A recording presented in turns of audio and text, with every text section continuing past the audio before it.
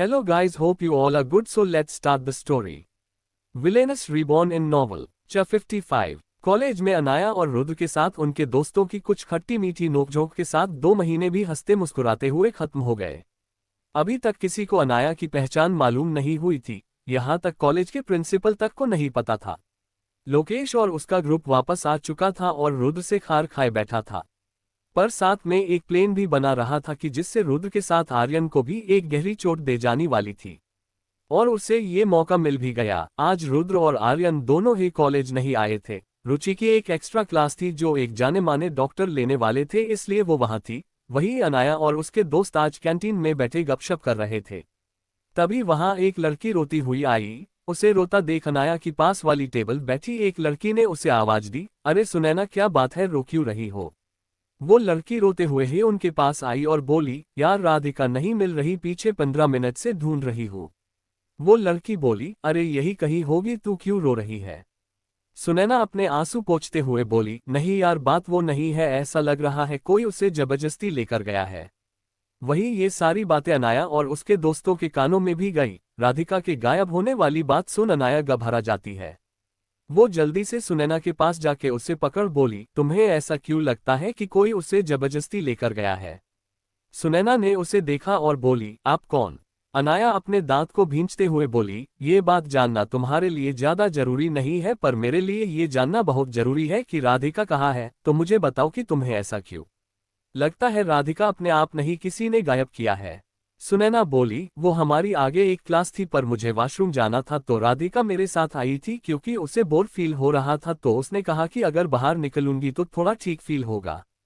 इतना बोला वो रुकी तो अनाया झाल्लाते हुए बोली, इतना धीमे क्यों बोल रही हो? कोई फिल्म बन रही है यहाँ जो इतना सस्पेंस बना रही हो? फटाफट बोलो ना जो बोलना है। उसको गुस्से में देख मयंक उसे सुनैना से दूर कर बोला, शांत अनु, उसे बोलने तो दो। अनाया ने उसे घूर कर देखा, पर मयंक ने उसे पूरी तरीके से नजरअंदाज करते हुए सुनैना को देख कहा, आप आगे बोलिए, क्या हुआ था, डिटेल में बताइए, ठीक है, कुछ भी छूटना नहीं चाहिए ताकि हम लोग राधिका को जल्दी से ढूंढ सके। सुनैना ने जल्दी से हाँ में सिर हिलाया और बताने लगी, आगे जब हम कॉरिडोर से गुजर रहे थे तो राधिका ने पीछे मुड़कर 1-2 बार देखा। जब मैंने ये देखा तो मैंने पूछ लिया कि क्या हुआ, तो राधिका बोली कि उसे ऐसा लग रहा है कि कोई उन्हें देख रहा है।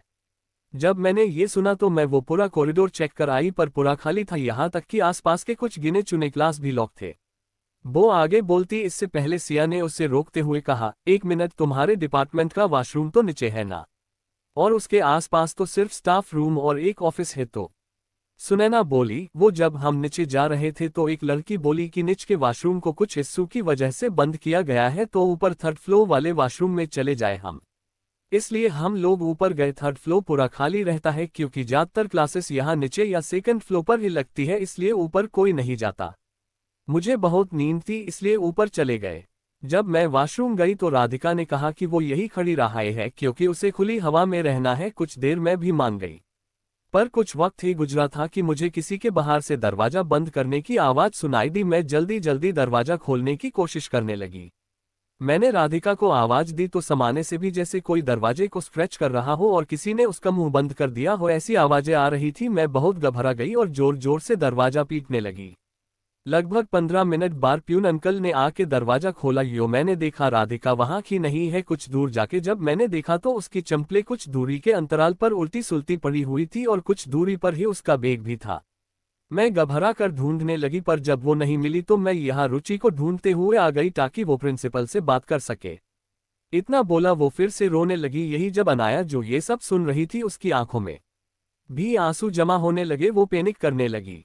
उसकी ऐसी हालत देख आयुषी जल्दी से उसे पानी पिलाते हुए बोली, बस अनु, अगर तू ही घबराने लगेगी तो क्या होगा, और रुचि, उसे भी तो बताना पड़ेगा ना, शांत हो जा, ठीक है? अनाया बोली, हम ठीक है, मैं शांत हूँ, मैं शांत हूँ। ये बोल वो बड़बड़ाने लगी, ओम नमः शिवाय, ओम नमः शिवाय, ओम नमः शिवाय, ओम नमः शिवाय। ऐसा उसने वहां बैठे बैठे ही कितनी बार सिर्फ 1 मिनट में बोल खुद को पूरी तरीके से शांत किया। वो यही करती थी जब भी उसे कंफ्यूजन होती या घबराती या फिर उसे डर लगाता या पैनिक होती तो वो खुद को शांत करने के लिए इसी मंत्र का उपयोग करती। उसके बाद वो शांत भी हो जाती। वो एकदम से खड़ी होकर बोली, ठीक है, शुरू से शुरू करते हैं, ओके? उसने गहरी सांस ली और बोली, ओके, पहले फुटेज चेक करते हैं, पर उसके लिए रुचि को बुलाना पड़ेगा। जल्दी फोन करो उसे। उसकी बात सुन ऋषित ने जल्दी से उसे फोन मिला दिया, पर क्लास में होने की वजह से उसने फोन नहीं उठाया, तो ऋषित ने जल्दी जल्दी मैसेज के थ्रू ही सारी सिचुएशन उससे समझ आए। उसके मैसेज को रीड करते ही रुचि बिना प्रोफेसर की परमिशन लिए जल्दी से कैंटीन की ओर निकल गई और 5 मिनट में ही वो कैंटीन पहुंच गई। वो वहां आके हांफने लगी और जल्दी से ऋषित को देख बोली, कैसे हुआ ये सब और कब हुआ? उसकी बात का सिया ने जवाब दिया, 20 मिनट हुए हैं लगभग। रुचि उसकी बात सुन रोने लगी तो अनाया उसे गले लगा कर बोली, हम ढूंढ लेंगे उसे, रोना बंद करो और जल्दी करो, ऋषित के साथ जल्दी से ऑफिस जाओ और प्रिंसिपल को सारी सिचुएशन समझाओ और सीसीटीवी फुटेज को निकालो ऊपर की। ओके। रुचि ने उसकी बात सुन होने आंसू पोंछे और हाँ में सिर हिलाया और जल्दी से ऑफिस के लिए ऋषित के साथ निकल गई। वही अनाया जल्दी से थर्ड फ्लोर के लिए अपने दोस्तों के साथ निकल गई। उसे भी रोना आ रहा था, पर यह वक्त अभी रोने का नहीं है। To be continue. Chapter 56। Radhika का पता नहीं चल रहा था। जैसे ही ये बात अनाया और बाकी सबको पता चली वो सब घबरा गए। आखिर राधिका जा कहाँ सकती है?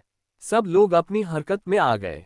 रुचि और ऋषित प्रिंसिपल ऑफिस में जाते, वही अनाया और उसके बाकी के दोस्त सुनैना के साथ थर्ड फ्लोर पर जाते हैं। वहां पर वो आसपास के एरिया को छान मारते हैं, पर इस फ्लोर से नीचे जाने का, यहाँ होने का किसी का उन्हें कोई सबूत नहीं मिलता। अब अनाया को घबराने लगती है। उसे कुछ समझ में नहीं आ रहा था। ये पहली बार था जब उसे डर महसूस हो रहा था। ऐसा डर उसे तब लगा था जब वो राम्या थी, जब उसकी फैमिली मारी थी। तो क्या अब नोवेल के अंदर में उसके साथ फैमिली नहीं रहेगी? ये सोचते ही उसकी आंखें नम होने लगती है, पर जैसे तैसे वो खुद को शांत कराती है। अभी वक्त इमोशनल होके रोने का नहीं था, अभी वक्त राधिका को ढूंढने का था, कहीं देर ना हो जाए। वो अब अपने दोस्तों के साथ पूरे कॉलेज को छान मारती थी। अब तक कॉलेज में लगभग सबको पता चल गया था कि राधिका गायब है। सब स्टूडेंट्स एक साथ आ गए थे और साथ में ढूंढने लगे। सबने मिलकर लगभग आधे घंटे में पूरा कॉलेज छान मारा, पर राधिका का कहीं कोई नामोनिशान नहीं मिला। प्रिंसिपल भी डरे हुए थे, क्योंकि जो गायब हुई थी वो कोई मामूली लड़की नहीं थी। वो इस शहर के सबसे बड़े बिजनेसमैन की बेटी और इस कॉलेज के चेयरमैन की पोती थी। उन्हें अब अपनी खुशी की चिंता होने लगी। विक्रम जी को फोन करने से पहले एक बार अपनी ओर से एक और कोशिश करना चाहते थे। अब राधिका को गायब हुए लगभग 1 घंटा होने को था, पर कुछ भी पता नहीं लग रहा था। 1 घंटा बहुत ज्यादा था। अब सब डरे हुए थे, कोई राधिका के लिए तो कोई अपने लिए।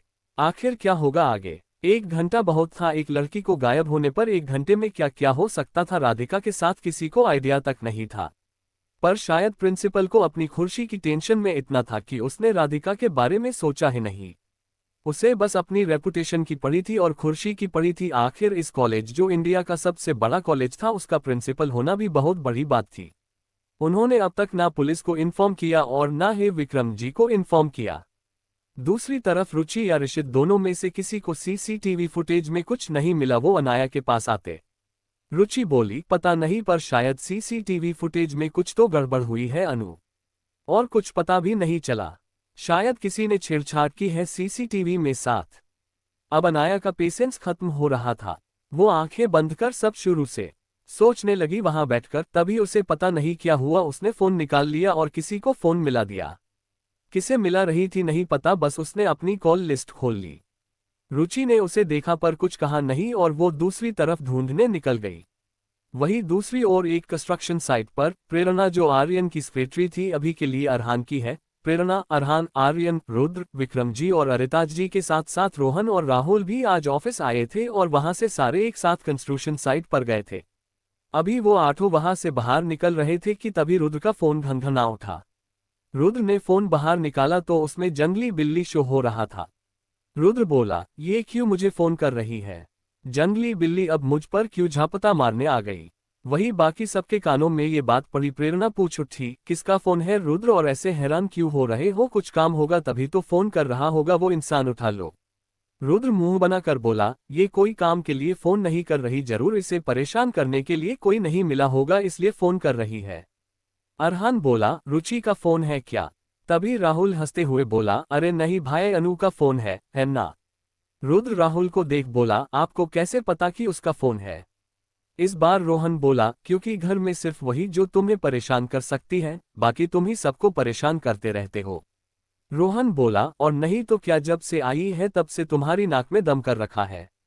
रुचि तो सिर्फ तुझे थोड़ा परेशान करती है, पर वो तो तुझे थका कर दम लेती है। रुद्र मुंह फुला कर बोला, हो भाई, मैं परेशान करता हूँ सबको। अरहान बोला, पूछ रहे हो या बता रहे हो? रुद्र उन्हें घूरकर देखने लगा तो प्रेरणा बोला, रुद्र तुम उठाओ फोन, ये तो ऐसे ही सबके साथ। उसकी बात सुन अब हंसने की बारी रुद्र की थी। वही अरहान बोला, क्या मतलब है तुम्हारा? तभी फोन कटकर दोबारा बज उठा तो विक्रम जी बोले, रुद्र फोन उठाओ बेटा, तुम्हें पता है ना अनाया का नेचर, वो बार बार किसी को फोन नहीं करती, ये दूसरी बार है, जरूर उसे कुछ काम होगा। रुद्र को उनकी बात सही लगी, क्योंकि इतना तो वो भी अनाया को जान गया था। वो जल्दी से फोन उठाकर उसे स्पीकर पर रख देता है। सामने से कोई आवाज ना आने पर रुद्र बोला, क्या बात है जंगली बिल्ली, बात करने के लिए ही फोन किया है ना तुमने, तो मौन व्रत क्यों धारण कर लिया? सामने से अनाया की आवाज आई, कहाँ हो? उसके इतने शब्द से ही उसके भाई, पापा, अंकल और रुद्र समझ गए कि अनाया किसी भी पल रो देगी, पर सब इस सोच में पड़ गए कि ऐसे कौन से हालात पैदा हो गए कि अनाया जैसी स्ट्रांग लड़की रोने लगी। सब घबरा गए, क्योंकि अगर अनाया रो रही है यो सच में कुछ बड़ी बात होगी। आर्यन जल्दी से बोला, क्या हुआ अनु, तुम इतनी लो साउंड क्यों करती हो?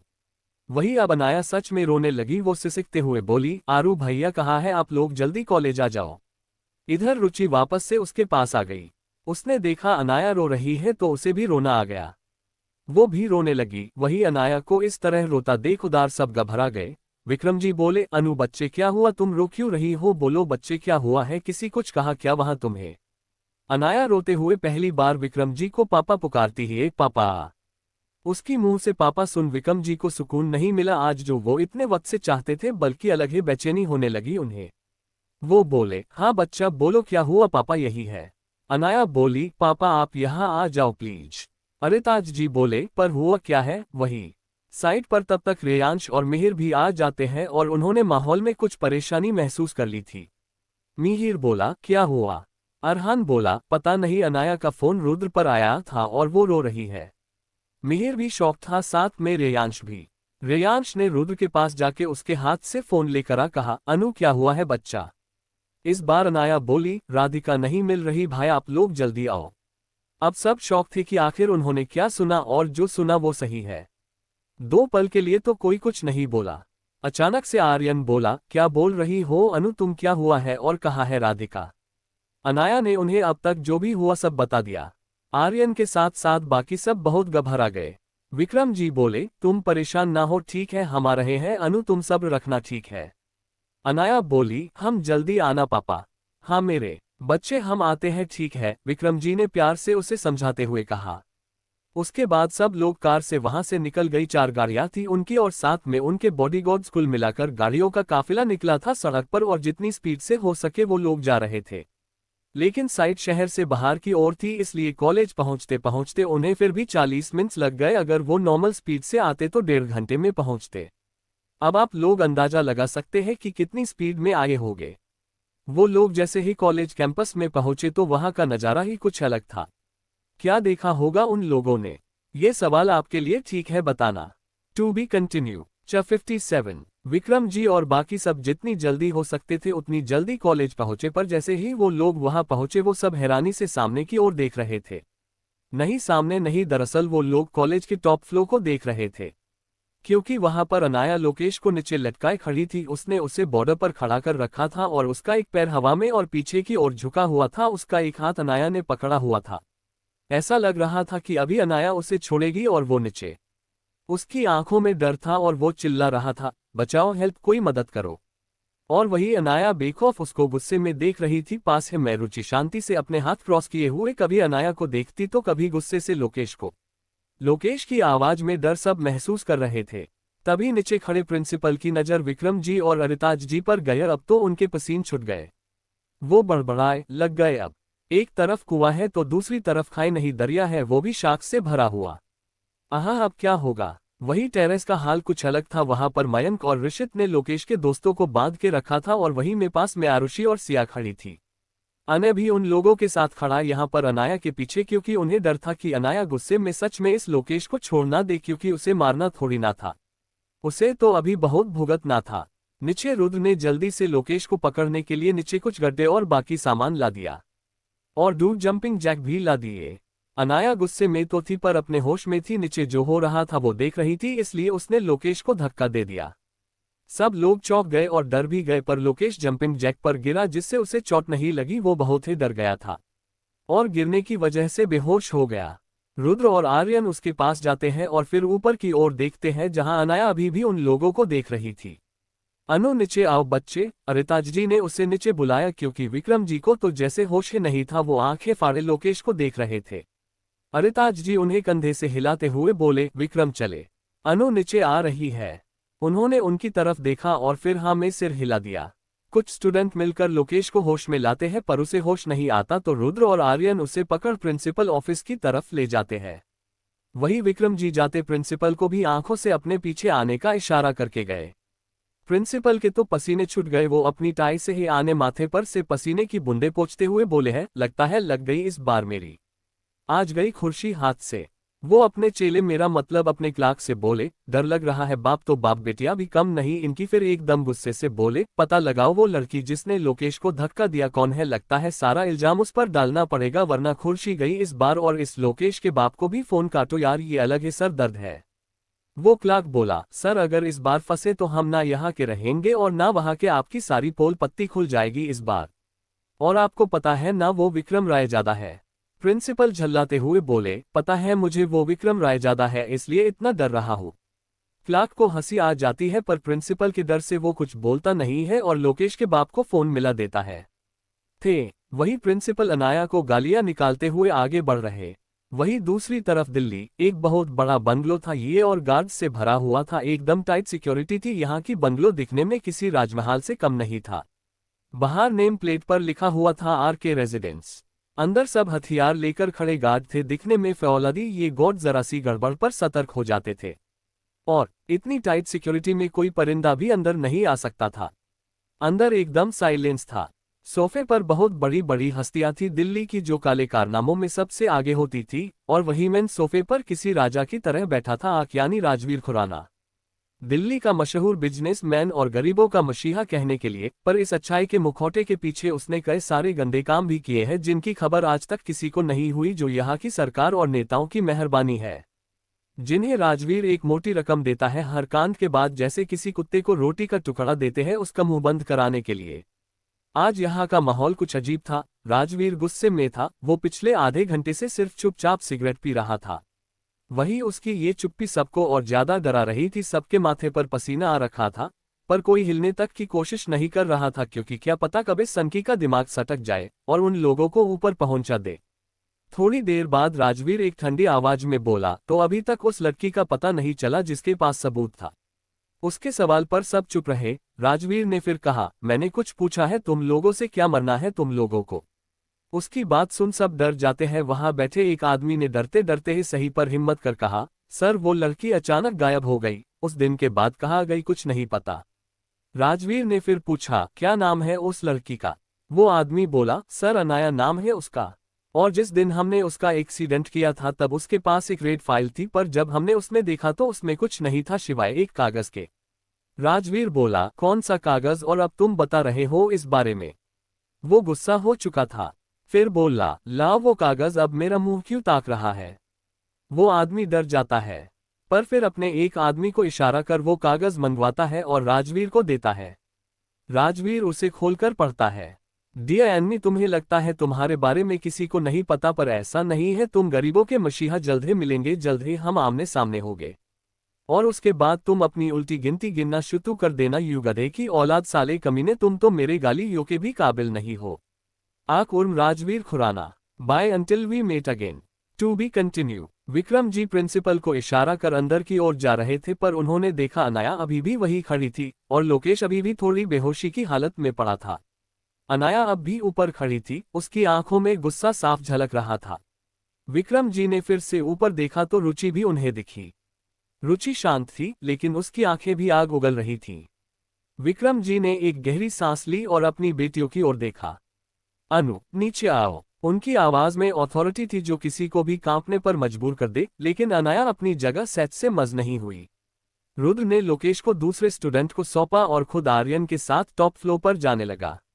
रुद्र और आर्यन तेजी से सीढ़ियां चढ़ते हुए ऊपर गए और जैसे ही छत पर पहुंचे उन्होंने राधिका को देखा जो वहां खड़ी अनाया की जैकेट को अपने कंधे पर डाले रो रही थी। उन दोनों ने जब राधिका को इस हालत में देखा तो दोनों का ही दिमाग खराब हो गया। आर्यन जल्दी से राधिका के पास आया। राधिका ने जैसे ही उसे देखा वो उसे गले लगा कर फाफक कर रो पड़ी। आर्यन ने उसे कसकर गले लगा लिया। आर्यन बस प्यार से उसके सर सहलाता रहा और उसे कुछ नहीं कहा, क्योंकि उसे इस वक्त काफी ज्यादा गुस्सा आ रहा था। उसका मन कर रहा था कि लोकेश को मार ही डाले, पर अभी उसके हाथ में कुछ नहीं है, क्योंकि विक्रमजी या अरिताज उन्हें ऐसा कुछ नहीं कर देते। वही रुद्र अनाया को देखता है, जो उन्हें ही देख रही थी। रुद्र ने गौर से उसे देखा, उसकी आंखों में कोई भाव नहीं थे, पर रुद्र अभी गुस्से में था, क्योंकि उसे ऐसा लगता था कि उस लोकेश को धक्का नहीं मारना चाहिए थे, क्योंकि अब बात अनाया पर आ जाएगी और उसे पता यहाँ की प्रिंसिपल और लोकेश का बाप मिलकर अनाया को फंसाने की कोशिश करेंगे। वो गुस्से में अनाया की तरफ देख बोला, तुम अपने फुसे पर थोड़ा काबू नहीं रख सकती क्या? क्या जरूरत थी उसको धक्का देने की?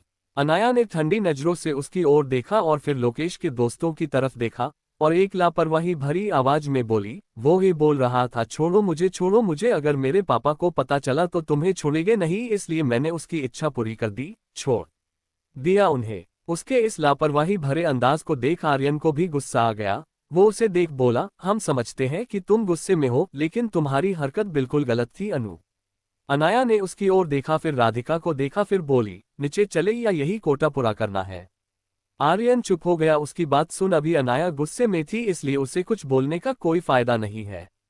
आर्यन राधिका को लेकर नीचे जाते हुए मयंक और ऋषभ को बाकी तीनों को नीचे लाने को कहा और खुद नीचे जाने लगा। वहीं रुद्र ने रुचि एर अनाया का हाया पकड़ा और नीचे जाने लगा, पर अनाया ने गुस्से से उसका हाथ झटक कर आर्यन के आगे निकल गई। अनय अपना सिर अफसोस से नाम में हिलाते हुए कहा, पता नहीं इतना गुस्सा कहाँ लेके जाएगी, ये लड़की पूरी पटाखा बनी घूमती है, किसी पर भी फट पड़ती है। उसने जब अपना सिर ऊपर किया तो उसके दोस्तों के साथ साथ आर्यन, राधिका, रुचि और रुद्र भी उसे घूर रहा था, जिससे अनय घबरा कर सरपट वहां से भाग गया। बाकी सब भी अब नीचे चले गए। सब लोग प्रिंसिपल ऑफिस के पास पहुंचे ही थे कि तभी दो स्टूडेंट लोकेश को खींचते हुए ले आए। लोकेश ने अनाया को देखा और फिर राधिका को, जो डर से आर्यन की बाहों में सिमट गई थी। राधिका को डरता देख आर्यन की मुठ्ठियां कस गई और उसने राधिका को अपनी बाहों में समेट लिया और उसका मुंह अपने सीने में छिपा लिया, ताकि ना राधिका लोकेश को देख पाए और ना लोकेश राधिका को। वही लोकेश के चेहरे पर ना कोई पछतावा था, ना कोई डर, वो बस घमंड और एक मक्कारी भरी स्माइल के साथ राधिका को देख रहा था।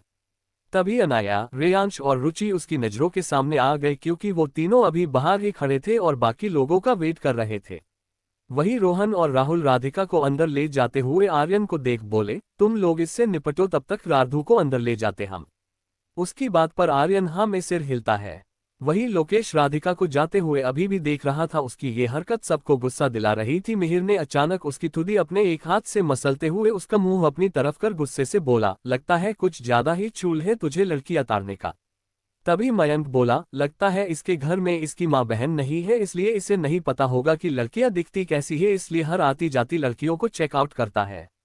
उसकी बात सुन लोकेश को गुस्सा भी आ रहा था, पर मिहिर के उसकी ठुडी मसलने पर दर्द भी हो रहा था, इसलिए पहले अपनी ठुडी छुड़ाने की कोशिश करने लगता है, पर वो ऐसा नहीं कर पाता, इसलिए दर्द से तिलमिलाकर रह जाता है। पर फिर भी उन लोगों को उकसाने से पीछे नहीं हटता। वो हंसते हुए बोला, तुम लोगों को क्या लगता है कि तुम लोग इससे साबित कर पाओगे कि मैंने राधिका को गायब किया था? वो हाल, you are so stupid. Mihir ने उसे पीछे धकेलते हुए कहा, क्या मतलब है तेरा? लोकेश एक खतरनाक हंसी हंसते हुए बोला, तुम लोगों को लगता है कि तुम लोग ओबरॉयस और रायजादास के घर से आते हो तो तुम लोग पूरे देश की पावर होल्ड कर रखी है। हाँ नहीं, हाँ क्या बेवकूफ लोग हो यार तुम लोग। मयंक गुस्से से बोला, क्या मतलब है तेरे सीधे सीधे बोलना? लोकेश फिर हंसते हुए बोला, तुम लोगों को पता नहीं है कि हम लोगों के पीछे कौन खड़ा है? कौन खड़ा है? इस बार आवाज दरवाजे की ओर से आई, जहां अरहान और विक्रम जी अपनी ठंडी नजरों से लोकेश को देख रहे थे। To be continue. Vikram ji और अरहान के ठंडे मगर सख्त लहजे ने पूरे माहौल को गंभीर बना दिया था। पर लोकेश, जो अब तक अपनी अकड़ में खड़ा था, उनकी निगाहों से थोड़ी देर के लिए सहम गया, मगर फिर खुद को संभालते हुए अपनी मक्कारी भरी मुस्कान बनाए रखा। अरहान ने अपनी नजरें लोकेश पर जमाए रखी और एक एक कदम उसकी ओर बढ़ाते हुए अपनी ठंडी और सख्त आवाज में बोला, बोलो लोकेश, कौन खड़ा है तुम्हारे और तुम्हारे बाप के पीछे, जिसके दम पर तुम दोनों इतने उछाल रहे हो? पूरी लॉबी में ठंडक का माहौल था, वहां का टेम्परेचर जैसे नीचे चला गया हो और एक अजीब सी ठंडाक का एहसास हो रहा था सबको। बाकी सबने अरहान को बीच में रोकने की कोशिश नहीं की, वही लोकेश के दोस्त एक कोने में दुबके हुए थे। लोकेश के होंठ कुछ पल के लिए खुले पर फिर उसने कुछ न कह बस एक मक्कारी भरी हंसी हंस दी। उसकी आंखों में एक शैतानी चमक थी जो सबको और गुस्सा दिला रही थी। उसने हल्के से हंसते हुए कहा, अगर मैं तुम लोगों को बता भी दूं कि कौन है मेरे पीछे तो क्या कर लोगे? कुछ नहीं कर सकते तुम लोग, उसका एक बाल भी नहीं हिला सकते। वो तुमसे भी ज्यादा पावरफुल है। उसकी इस बात पर रुद्र बोला, तुझे ऐसा क्यों लगता है कि हम तुम लोगों का कुछ नहीं बिगाड़ सकते? वो अपने गुस्से को दबाने की भरपूर कोशिश कर रहा था। वो अपने आप को रोक के रखा था जिससे वो सामने खड़े इस बेशर्म लड़के को मार ना दे। हाँ, वो ऐसा कर सकता था पर अभी ये सही समय नहीं है। ये कॉलेज है जो इस वक्त बिल्कुल भी सही जगह नहीं है खून खराबे के लिए। वही आर्यन और अनाया अभी शांत खड़े थे। विक्रमजी और अरहान को वापस ना आया देख प्रिंसिपल खुद बाहर निकले। बाहर का माहौल देखकर ही उनकी सांसें रुक गई, उनके माथे और पसीना झलकने लगा। वो मन ही मन बोले, हे भगवान इस बार बचा लेना, अगली बार तो क्या जीवन में कभी भी कोई बुरा काम नहीं करूंगा और यहाँ से सब कुछ छोड़ छाड़ के चला जाऊंगा कहीं दूर जहाँ ये शैतान जैसे लोग ना हो। अभी वो सोच ही रहा था कि इतने में विक्रमजी बोले, बस अब बहुत हुआ, इसे अंदर ले जाओ, इससे तो अब पुलिस ही निपटेगी। पुलिस का नाम सुन लोकेश और उसके दोस्त घबरा गए। वही आर्यन और रुद्र बाकी सबके साथ उन लोगों को भी अंदर ले गए। अब बाहर सिर्फ प्रिंसिपल और विक्रम जी ही थे। विक्रम जी उस पर एक ठंडी निगाह डालते हैं और जाने के लिए मुड़ रहे थे कि तभी प्रिंसिपल घबराते हुए बोले, सर प्लीज हमें पुलिस में मत ले जाए, हम खुद इसे कॉलेज से निकाल देंगे। प्रिंसिपल को अपनी नौकरी की चिंता हो रही थी। अगर यहाँ पुलिस आई तो उसका नाम भी इस सब में आएगा और फिर उसकी रेपुटेशन पूरी मिट्टी में मिल जाएगी। यहाँ से तो निकाला जाएगा ही पर फिर कहीं भी प्रिंसिपल की नौकरी तो क्या एक प्यून की भी नौकरी नहीं मिलेगी कहीं भी उससे। उसे ये सोच सोचकर बहुत घबराहट हो रही थी। वही उसकी बात सुन विक्रम जी की भौहें सिकुड़ गई। वो अपने हाथ को क्रॉस कर सीने से लगाए प्रिंसिपल के चेहरे पर अपना नजरें जमाते हुए कहा, अच्छा ऐसा है, अगर आपको याद ना हो यो मैं बता दूं, करीब 3 महीने पहले ही आपने ये किया था। क्या सुधार हुआ उसमें? बल्कि और ज्यादा घटिया काम किया उसने। और अब तुम चाहते हो कि मैं अब उसे एक मौका दूं? प्रिंसिपल ने तुरंत सिर झुका लिया। विक्रम जी और गुस्से में उसकी तरफ देख बोले, तुम्हें मालूम है ना तुम किस बारे में बात कर रहे हो? उसने मेरी बेटी के साथ क्या किया तुम्हें पता है ना? प्रिंसिपल ने कहा, पर सर अभी तक साबित नहीं हुआ है कि लोकेश ने ही कुछ किया है, आप अध्यक्ष जी को जानते हैं वो। तभी विक्रम जी बोले, अरे तेल लेने गए तुम्हारे अध्यक्ष जी क्या उखाड़ लिए अब तक उसने, और उसकी नियत की बात तो तुम ना ही करो। मेरे पीठ पीछे क्या क्या हो रहा है वो मुझे अच्छी तरीके से पता है। तुम बस अपनी खैर मनाओ क्योंकि एक बार मैं इन लोगों से निपट लूं उसके बाद तुम्हारी बारी है। प्रिंसिपल आंखें फाड़े विक्रम जी को देखने लगे। वो हकलाते हुए बोला, सर आप ऐसा नहीं कर सकते, मैं इतने सालों से आपका वफादार रहा हूं। विक्रम जी उसे उंगली दिखाकर चुप कराते हुए बोले, वफादार? मुझे अच्छी तरीके से पता है तुम किसके वफादार हो। इस पर प्रिंसिपल कुछ कहने को हुआ पर तभी पीछे से एक मर्दाना और घमंड भरी आवाज आई, नमस्कार रायजादा साहब, दिल्ली आरके रेजिडेंस। वहीं दूसरी ओर दिल्ली में आर्क रेजिडेंट में राजवीर अभी भी वैसा ही सोफों पर बैठा सिगरेट पी रहा था और उसका पूरा चेहरा सिगरेट के धुएं के पीछे ढका हुआ था। हॉल में अब कोई नहीं था, वो अकेला था और पूरे हॉल में अंधेरा था। बस खिड़की से कुछ सूरज की किरणें आती थी, उसकी रोशनी में राजवीर अनाया का खत पढ़ रहा था। न जाने कितनी बात उसने ये खत पढ़ लिया था, पर उसके चेहरे पर कोई गुस्सा नहीं था बल्कि एक जुनून नजर आ रहा था। पर उसकी आवाज में एक ठंडक थी, तो किसी को मेरे बारे में पता चल गया। उसकी आवाज में एक अलग ही ठंडक थी। तभी उसका असिस्टेंट रवि जी अभी वापस आया था। वो घबरा करते हुए बोला, सर वो लड़की बच गई है और उसके पास हमारे सारे राज है। राजवीर ने सिगरेट फेंकी और अपनी गन जो टेबल पर पड़ी थी उससे रवि के माथे पर पॉइंट कर गुस्से बोला, तू मुझे बताने की हिम्मत कर रहा है कि मैं किसी को मारने में फेल हो गया? रवि फौरन घबराते हुए बोला, नहीं सर ऐसा नहीं, मैं बस ये कह रहा था कि अब आगे क्या करना है। राजवीर एक गहरी सांस लेके गन नीचे कर बोला, तुझे पता है ना तू मेरा वफादार है, इसलिए तुझे कुछ नहीं कर रहा मैं। राजवीर गहरी सांस लेते हुए उठा और खिड़की की ओर बढ़ा। उस लड़की को ढूंढो और इस बार गलती नहीं होनी चाहिए। रवि ले चेहरे पर अभी भी एक डर की लकीर थी। जिस दिन मेरी हुकूमत पर सवाल उठे उस दिन कोई जिंदा नहीं बचेगा। राजवीर की आवाज में एक भयानक क्रूरता थी। To be continue. Vikram ji और प्रिंसिपल जैसे ही अंदर जाने को मुड़े कि तभी पीछे से एक आवाज आई, नमस्कार रायजादा साहब। विक्रम जी ने आवाज सुनी और पीछे मुड़े। ये आवाज थी लोकेश के पिता विश्वानंद जी जो कि यहाँ के अध्यक्ष हैं। एक नंबर के कमीने इंसान, लालच कुट कुट कर भरा है। विक्रम जी ने उन्हें देखा पर कोई प्रतिक्रिया नहीं दी। वो वापस मुड़े और अंदर की चले गए। ये देख अध्यक्ष जी की मुठ्ठियां कस गई। तभी प्रिंसिपल ने कहा, अंदर चले अध्यक्ष जी, सब इंतजार कर रहे होंगे। अध्यक्ष जी ने गहरी सांस ली और अपने गुस्से को काबू करने की कोशिश की। उनकी आंखों में जलन साफ झलक रही थी। विक्रम रायजादा ने उन्हें पूरी तरह से अनदेखा कर दिया था, जैसे उनकी कोई अहमियत ही न हो। ये बात उनके अहंकार को चोट पहुंचा गई थी। वो धीरे धीरे अपने हाथ की उंगलियां चटकाते हुए प्रिंसिपल के पीछे पीछे अंदर जाने लगे, लेकिन उनके चेहरे पर आई हुई कठोरता साफ दिख रही थी। कमरे के अंदर एक सन्नाटा पसरा हुआ था। जैसे ही विक्रम जी ने दरवाजा खोला तो उन्हें एक थप्पड़ की बहुत तेज आवाज सुनाई दी।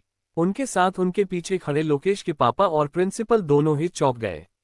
उन्होंने सामने देखा, यो लोकेश अपने गाल पर हाथ रखे नीचे जमीन पर चियार समेत गिरा पड़ा था। दरअसल हुआ यूं था कि लोकेश बार बार सबको प्रवोक करने की कोशिश कर रहा था और बोल रहा था कि कोई उसका कुछ नहीं बिगाड़ सकता है। वो बार बार यही बोले जा रहा था, जिस पर अनाया को बहुत तेज गुस्सा आया और उसने उठकर सीधे एक थप्पड़ लोकेश के गाल पर बजा दिया। ये देख सब ने शौक होकर कभी अनाया को देखा तो कभी नीचे गिरे लोकेश को। अध्यक्ष जी अपने एक लौटे बेटे की ये हालत देख आग बाबूला हो गए। वो गुस्से में आगे निकल बोले, ए लड़की, तेरी हिम्मत कैसे हुई मेरे बेटे पर हाथ उठाने की? तू जानती नहीं मैं कौन हूँ? तुझे पता भी है तुम्हें किससे पंगा लिया है? तभी अनाया एकदम से हवा के झोंके की तरह उसके आगे आके खड़ी हो गई, जिससे अध्यक्ष जी हड़बड़ाकर एक दो कदम पीछे हो गए। अनाया बोली, कौन हो तुम? बोलो कौन हो तुम? अध्यक्ष जी पहले तो उसकी इतनी ठंडी और डरावनी आवाज सुनकर घबरा गए और क्या बोले वो समझ नहीं आया, पर फिर उन्हें याद आया कि कौन है वो। बोले, मैं इस कॉलेज का ट्रस्टी हूँ, दूसरा सबसे बड़ा शेयर होल्डर भी। तुमने मेरे बेटे पर हाथ उठाया, तुम्हें तो मैं। अभी वो अपनी बात पूरी करते उससे पहले ही अनाया बोली, खत्म। अध्यक्ष जी कंफ्यूज हो गए। वो बोली, क्या क्या मतलब है तुम्हारा? क्या खत्म? अनाया बोली, ये पार्टनरशिप जो इस कॉलेज के साथ है। कल तक तुमने जितने पैसे इस कॉलेज में लगाए हैं वो मिल जाएंगे। अब क्या कर लोगे? अध्यक्ष जी बोले, थोड़ी पागल हो क्या और हो कौन तुम जो इस पार्टनरशिप को खत्म कर रही हो? प्रिंसिपल की भी मति मार गई थी जो उन्होंने अध्यक्ष जी का सतह देना चुना। वो बोले, हाँ, और कैसे तुम ये फैसला ले सकती हो कौन तुम? सब शांत हो गए। कमरे में अनाया की आवाज कुछ पल की खामोशी के बाद गूंज उठी, मैं विक्रम रायजादा की सबसे छोटी बेटी और कृष्णकांत रायजादा की छोटी पोती। मैं ये पार्टनरशिप खत्म करती हूँ। कल तक तुमने जितने पैसे इस कॉलेज में लगाए वो सब सुद समेत मिल जाएंगे। और तुम प्रिंसिपल कल से कहीं और ठिकाना ढूंढ लेना अपना। उसके बाद वो विक्रम जी को देख बोली, मैं ये कर सकती हूँ ना पापा? विक्रम जी मुस्कुराते हुए बोले, ऑफ कोर्स मेरी बेटी, जो चाहे कर सकती, वो जिसे चाहे रखे जिसे चाहे ना रखे। उनकी बात पर बाकी सब मुस्कुरा दिए। वही अध्यक्ष जी और प्रिंसिपल जी की तो पूरी दुनिया घूम गई और लोकेश और उसके दोस्त तो सन्हे रह गए। अब लोकेश को डर लगने लगा था। उसके बाद अध्यक्ष जी थोड़ा संभले और बोले, ठीक है साहब, ठीक है, पर पहले मेरे बेटे ने किया क्या है ये बताओ। तुम लड़कियों की बात सुन एक तरफा फैसला नहीं हो सकता। अरिताज जी जो अब तक चुप थे वो बोले, हमें हमारी बेटियों पर पूरा भरोसा है, पर तुम्हारे अंधे कानून के लिए हम तुम्हारे बेटे से भी पूछ लेते हैं। उन्होंने लोकेश की तरफ देखा। वो लड़खड़ाते हुए बोला, पापा मैंने कुछ नहीं किया है। ये लड़की झूठी है, इसने ही मुझे फंसाया है। ये मुझसे सुषमानी निकाल रही है पापा। उसने राधिका की तरफ उंगली पॉइंट कर कहा, जो अभी शांत हो चुकी थी। पर लोकेश की बात सुन उसका रोना तेज हो गया। राधिका के रोने की आवाज पूरे कमरे में गूंज रही थी। उसकी आंखों से आंसू रुकने का नाम नहीं ले रहे थे और उसकी हालत देखकर अनाया का खून खौल उठा। उसने राधिका को अपने गले से लगाया और धीरे धीरे उसके सिर पर हाथ फेरते हुए बोली, राधिका, सबको बताओ कि लोकेश ने तुम्हारे साथ क्या किया। राधिका ने कांपते हुए सिर उठाया। उसकी आंखें डर और दर्द से भरी थीं। वो मुझे ब्लैकमेल कर रहा था अनाया। उसने मेरी कुछ तस्वीरें, वो जबरदस्ती, अगर मैं उसकी बात नहीं मानती तो वो सबके सामने सब कुछ लीक कर देने की धमकी दे रहा था। ये सुन आर्यन के चेहरे की नसें तन गईं। उसकी आंखें गुस्से से जल उठीं। लोकेश, आर्यन ने दांत भींचते हुए कहा, अब तुम्हारा खेल खत्म। हॉल में खड़े सभी लोग सन रह गए थे। विक्रम जी आगे आए और उन्होंने सख्त लहजे में राधिका से पूछा, बेटा, क्या तुम पक्के तौर पर कह सकती हो कि लोकेश ही इसके पीछे है? राधिका ने सिर हिलाया, हाँ पापा। उसने मुझसे कहा कि अगर मैंने उसकी बात नहीं मानी तो वो मेरी तस्वीरें इंटरनेट पर डाल देगा। मैंने मना किया तो उसने मेरे दोस्तों के सामने मुझे बदनाम करने की कोशिश की। ये सुनते ही अनाया ने गुस्से में अपना फोन निकाला और सीधे पुलिस को फोन मिला दिया। विक्रम जी ने राधिका को आप में सीने से लगा लिया। राधिका अपने पापा के गले लग रोने लगी। कमरे में सन्नाटा छा गया। लोकेश के चेहरे पर डर साफ झलक रहा था। अध्यक्ष जी का चेहरा लाल पड़ गया था, लेकिन हालात अब उनके हाथ से निकल चुके थे। उन्हें लगा था कि वो अपने बेटे को बचा लेंगे क्योंकि प्रिंसिपल उनके साथ है, पर यहाँ तो पूरी बाजी ही पलट गई। अनाया ने फोन कान से हटाया और सख्त लहजे में कहा, पुलिस कुछ ही देर में यहाँ होगी। देखते हैं अब कौन बचा सकता है तुम्हें, लोकेश। उसकी बात सुन लोकेश ने कांपते हुए अपने पिता की तरफ देखा और बोला, पा कुछ कीजिए। अध्यक्ष जी ने तुरंत प्रिंसिपल को घूरा और गुस्से में कहा, तुम कुछ बोलते क्यों नहीं? तुम इस कॉलेज के हेड हो, तुम्हारी जिम्मेदारी बनती है कि इसे कॉलेज के भीतर ही संभालो। प्रिंसिपल खुद असमंजस में थे। अगर उन्होंने अध्यक्ष जी का साथ दिया तो विक्रम रायजादा का गुस्सा झेलना पड़ेगा, और अगर सच का साथ दिया तो उनकी नौकरी खतरे में पड़ जाएगी। तभी विक्रम जी ने सख्त लहजे में कहा, अध्यक्ष जी, आप चाहें तो अपने बेटे के लिए वकील कर सकते हैं, लेकिन उसे इस अपराध की सजा तो भुगतनी ही पड़ेगी। वही आर्यन, जो अब तक खुद को संभाल रहा था, अब और नहीं रुका। उसने टमटमाते हुए एक जोरदार मुक्का सीधा लोकेश के चेहरे पर मार दिया। कुत्ते की तरह लड़कियों को ब्लैकमेल करता है तू? अब बता, कैसा लग रहा है डरने में? लोकेश कुर्सी समेत नीचे गिर पड़ा। उसके होंठ से खून निकलने लगा, लेकिन आर्यन रुका नहीं। उसने कॉलर पकड़कर लोकेश को उठाया और दीवार से जोर से धक्का दिया। अगर मेरी राधिका की जगह तेरी बहन या तेरी गर्लफ्रेंड होती तो क्या तुम उसे भी ब्लैकमेल करते? आर्यन की आंखों में आग थी। अरिताज जी ने उसे रोकते हुए कहा, आर्यन, कानून अपना काम करेगा, हमें लोकेश जैसा नहीं बनना। अपने चाचू की सुन आर्यन एकदम से लोकेश को छोड़ देता है। अनाया एकदम से लोकेश के पास गई और से दीवार से खड़ा कर एकदम से नीचे फर्श पर धकेल दिया। उसे ऐसा करते देख विक्रम जी और रडा आगे बढ़े, पर अनाया ने ये देख उन्हें हाथ दिखाकर बोली, कुछ नहीं कर रही मैं, बस कुछ जानना है मुझे।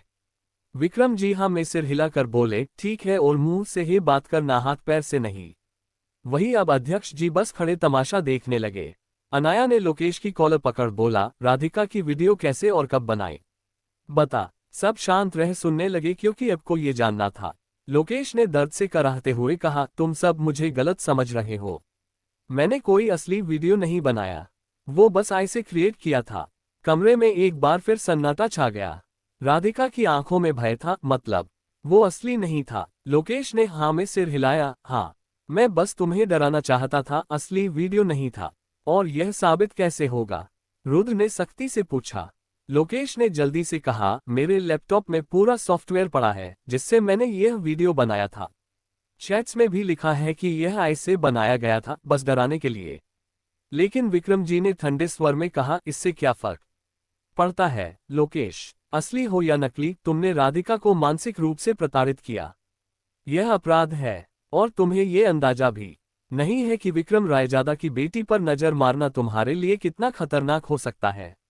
विक्रम जी की बात सुना अब लोकेश के साथ साथ अध्यक्ष और प्रिंसिपल दोनों ही डरने पर मजबूर हो गए। कुछ ही देर में पुलिस कमरे में दाखिल हुई। इंस्पेक्टर ने स्थिति को भांपते हुए सीधे अनाया से पूछा, मैम, किसने कॉल किया था? अनाया ने आगे बढ़कर कहा, मैंने। इस लड़के ने हमारी दोस्त राधिका को ब्लैकमेल किया है। उसके पास उसकी कुछ तस्वीरें हैं जिन्हें लीक करने की धमकी दे रहा था। इंस्पेक्टर ने गहरी नजरों से लोकेश को देखा, क्या ये सच है? लोकेश ने डरते हुए कहा, ना, नहीं सर, मैं निर्दोष हूं, ये सब झूठ है। तभी अनाया ने मोबाइल निकालकर एक पेन ड्राइव इंस्पेक्टर को दी। ये लोकेश की पूरी करतूत का सबूत है। इसमें उसकी चैट्स और वो वीडियो हैं जिनसे वह राधिका को ब्लैकमेल कर रहा था। पुलिस अधिकारी ने तुरंत ड्राइव को एक लैपटॉप में लगाया और जब उन्होंने स्क्रीन पर सब कुछ देखा तो उनका गुस्सा फूट पड़ा। लोकेश वर्मा, आपको ब्लैकमेलिंग, मानसिक प्रताड़ना और जबरन दबाव बनाने के आरोप में गिरफ्तार किया जाता है। अध्यक्ष जी की हार हो चुकी थी, पर वो कहते हैं ना रस्सी जल गई पर बल नहीं गया अभी तक। यही अध्यक्ष जी के साथ था। उन्हें अपनी हार मंजूर ही नहीं थी। अध्यक्ष जी एकदम से चिल्लाए, ये अन्याय है, मेरे बेटे को ऐसे नहीं ले जा सकते। विक्रम जी ने ठंडे लहजे में कहा, अध्यक्ष जी, अगर आपका बेटा निर्दोष होता तो आपको डरने की जरूरत नहीं पड़ती, लेकिन अब कानून अपना काम करेगा। प्रिंसिपल ने भी अपने बचाव में कहा, मुझे नहीं पता था कि लोकेश इस हद तक गिर जाएगा।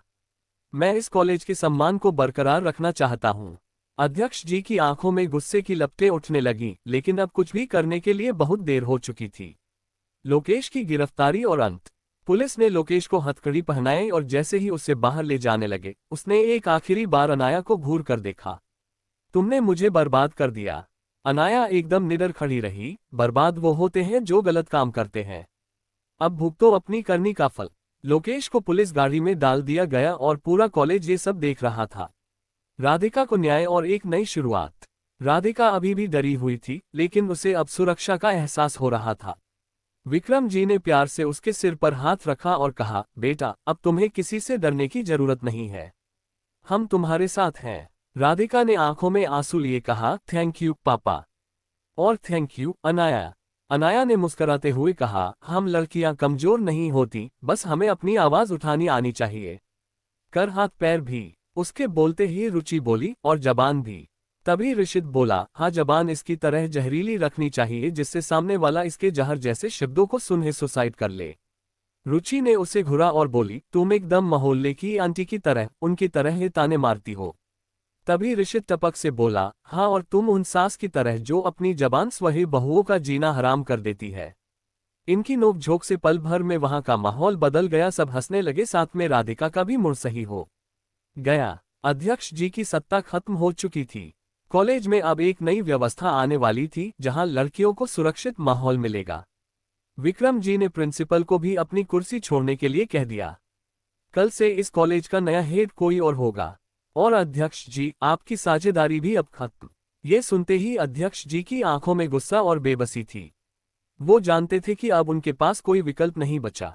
अंत में अब सब सही हो गया था। ये घटना कॉलेज के हर स्टूडेंट के लिए एक सीख थी। लोकेश जैसे लोग अब आसानी से बच नहीं सकते थे, और लड़कियों को भी यह विश्वास हो गया था कि वो अपनी सुरक्षा खुद कर सकती हैं। अनाया ने आखिर में एक बार कॉलेज की तरफ देखा और खुद से कहा, ये तो बस शुरुआत है।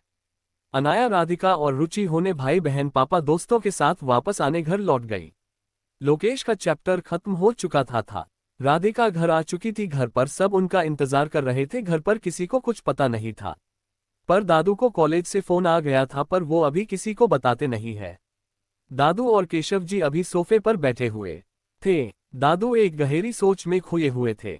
उन्हें देख केशव जी, जो ऑफिस का काम कर रहे थे, वो बोले, क्या बात है पापा, कोई परेशानी है क्या? दादाजी बोले, कुछ नहीं, वो बच्चे अभी तक नहीं आए, बस इसलिए।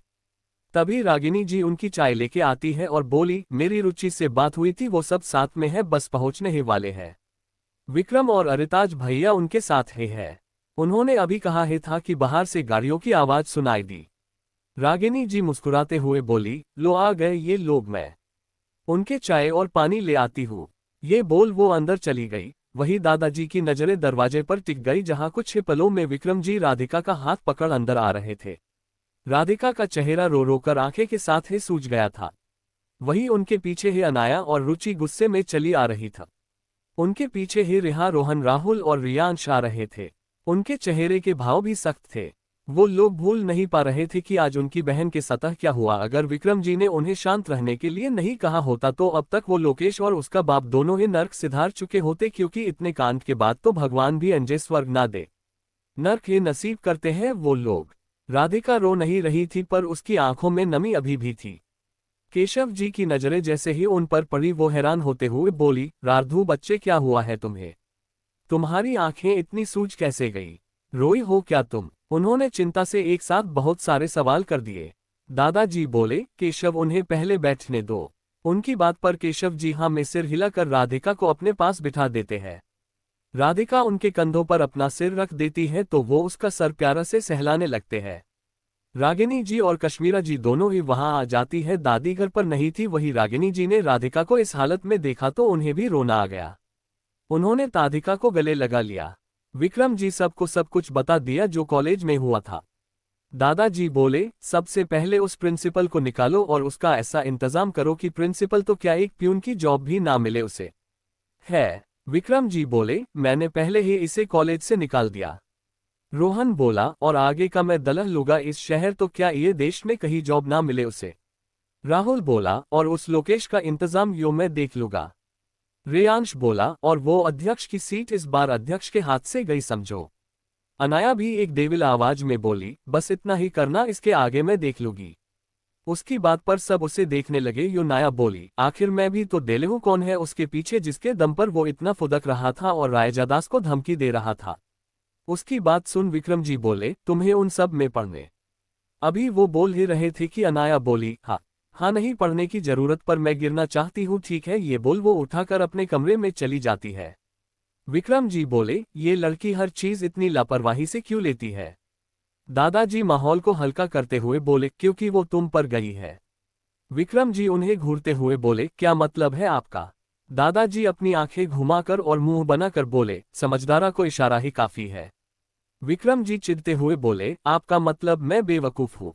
दादाजी बोले, मैंने ऐसा तो नहीं कहा, पर अगर तुम्हें लगता है ऐसा तो इसमें हम क्या कर सकते हैं, है ना?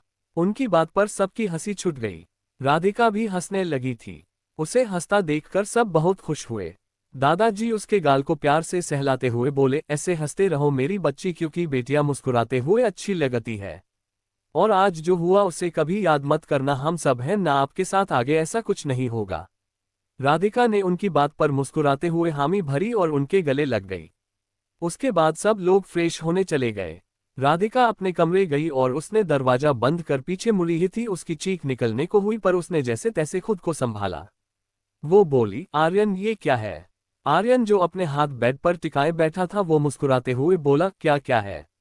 राधिका उसे आंखें दिखाते हुए बोली, आप अभी इस वक्त यहाँ क्या कर रहे हैं? आर्यन अब बेड से खड़ा होकर एक एक कदम चलते हुए राधिका के पास आते हुए बोला, मैं तो बस अपनी बीवी को देखना चाहता था। इतना कहा बोल हुए आर्यन राधिका के करीब चला गया। राधिका दरवाजे से सट गई और आर्यन ने उसके आजू बाजू अपने हाथ रख उसे बीच में कैद कर दिया। राधिका उसकी आंखों में देखते हुए बोली, बीवी? कौन सी बीवी? आर्यन ने उसके बाल की एक लट को उसके कान के पीछे करते हुए बोला, आप बीवी जी। राधिका ने मुस्कुराते हुए बोली, अच्छा, पर हम अभी आपकी बीवी नहीं बने। आर्यन उसकी चिन पकड़ चेहरा ऊपर कर बोला, वो भी हो जाएगी, पर मैंने तो अपने मन से तुम्हें अपनी बीवी मान लिया है।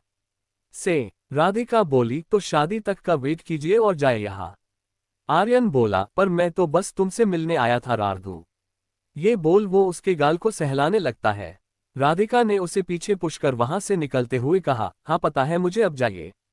ये बोल वो बालकनी का दरवाजा खोलने को हुई, पर तभी उसे कुछ याद आया। वो बोली, एक मिनट। इसके बाद वो पीछे मुड़ी और अपनी कमर पर हाथ रख बोली, आप आए कहाँ से? हम, क्योंकि ये बालकनी बंद है। रुचि या किसी का रूम भी बंद है, बाहर की बालकनी से आ नहीं सकते, तो आए कहाँ से? आर्यन अपने गले पर हाथ फिराते हुए यहाँ वहां नजर घुमाने लगा।